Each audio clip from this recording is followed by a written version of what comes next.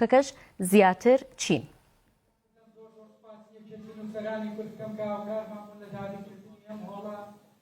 سڵتان لێبێوم کاتتان باش لە شاری سلێمانی گۆڤارێکی نوێ دەردەچێت کەم گۆڤارە تایبەتە بە مناڵان و گرنگیدان بە ئەدەب و بەرهەمی مناڵان کە ئەمە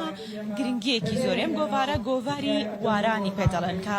دامەزراوەی کەریمی عەلەکە ئەم گۆڤارە دەردەکات و لە مراسیمێکی شایستەدا لە یەکێتی لە هۆڵەکەی یەکێتی نووسەران هەساون بە ئەنجامدانی مەراسیمەکە و لە هەمان کاتا کۆکردنەوەی و کەسانی کە لە بواری هونەری منداڵاندا کار دەکەن ئەمە جگە لەوەی کە ژمارەیەکی زۆر لە مناڵان لێرە ئامادەن تاوەکو بتوانن سوود لەم گۆڤارە وەربگرن. ئەم گۆڤارە گۆڤارێکی وەرزیە و گۆڤارێکی ئەدەبی پەروەردەیی ڕۆشنبیری و بە بەشداری مناڵان خۆیانە یعنی منداڵان خۆیان لەم پەرتووکە بەشدارە بن بە بەرهەمی شعری بێ نووسین بێ هەر بابەتێکی تر بێ وا دیارە مناڵان بە خۆشحاڵیەوە میوزیک و گۆرانیان ئامادە کردووە تایبەت بەم بۆنەیە ئەگەر هاوکارم هەندێک لەم دیمەنانەمان پیشان بدات کە منداڵان ئەگەر هاوکارم هەندێک لە دیمەنی سەرستەیج مامشان بات کە و منداڵەکان یەنە سەرستەیج و تاوەکو دڵخۆشی خۆیان دەرببڕن و لە هەمان کاتیشدا میوزیک و گۆرانی. وەک دەزانین لەم سەردەمەی ئێستادا زۆرێک پەنادە بەنە بەر مۆبایل و سۆشیال میدیا و ئەو شتانی کە لە تەکنۆلۆژیان کە بەشێکی زیانیان هەیە لە کاتێکدا کە ئەنجامدانی گۆڤار و ئەم بابەتانە بۆ منداڵان و بەرهەمانی کە تایبەتن بە منداڵان واکە کە لە ڕووی ڕۆشنبیریەوە گۆڕانکاریەکی زۆر لە بیرکردنەوەی منداڵەکاندا دروست بکە. لێرە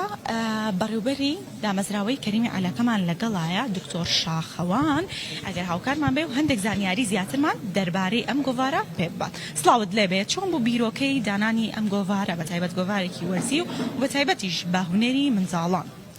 لە ڕاستیە وەک دامەزراوەی کەریمی عەلەکە پێشتر گۆڤارمان لە بواری زمان و لە بواری ئەدەبی ژێڕانەوە هەبووە بۆی بیرمان لەوە کردەوە کە مناڵانیش زۆر پێویستە ئێمە خزمەتیان بکەین. بیرمان لەو کردووە لە ماوەی ڕابردووە لە هەرێمی کوردستان گۆڤاری مناڵان زۆر بووە بەڵام حساب بۆ قۆناغی سەر و مناڵان تا ئاگا بە گەوران کە مێر مناڵ و نەوجەوان ناسراوە کارێکی وانە بووە بۆ ئێمە لەم هەنگاوە تازەیە ئەستان بە دەرکردنی ئەم گۆڤارە کە دوو بەشە بەشێکەمی مناڵانە بەشی دووەمی مێر مناڵان و نەوجەوانانە ئەم گۆڤارە دەرەکەین ئێمە وەرزیە ستافێکی شارەزا کاری تیاکەن ئەو لەدەین هەموو لە جەوزاراوەکانی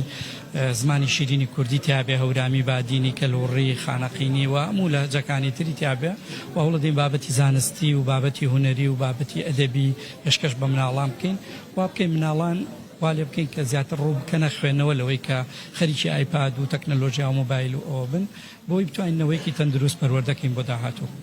من لێرە هەندێک بابەتی مێژوویم تێبینی کرد کە گرنگیدان بە بابەتە مێژوەکان لە شێوازی چیرۆک و بە زمانێکی ئاسان بۆ مناڵان شتێکی جوانە بێ تا چەند ئەمە لە هەموو گۆڤارەکانە گرنگی بە بابەتە مێژوویەکانەدا. لە ڕاستیە مامانەوێ مێژووی ئەم میلەتە لە ڕێی چیرۆک و شێعر و ئۆپەرێتەوە بە مناڵان ئاشناکەینەوە کە ئەوە کارێکی زۆر گرنگ و ئاسانە بێ بۆ مناڵ لە تێگەیشتن لێ سەرکردەکانی خۆمان بناسێنینەوە بۆیە ئەوەش هەوڵێکی ترە لەناو گۆڤارەکە جێگەکراوەتەوە. دکتۆر شاخەوان بۆ ئەو زانیارانەی بێمەدبەخشی وا دیارە مەراسیمەکە دەستی پێکردو و منداڵان دەستیان کردووە بە گۆرانی وتن و دڵخۆشی بۆ بڵاوکردنەوەیەکی گۆڤاری لەم شێوازە. هیچ سپاس بۆ ئێوە بە شوێکی ڕاستەوخۆ لە سلێمانیەوە لەگەڵمان.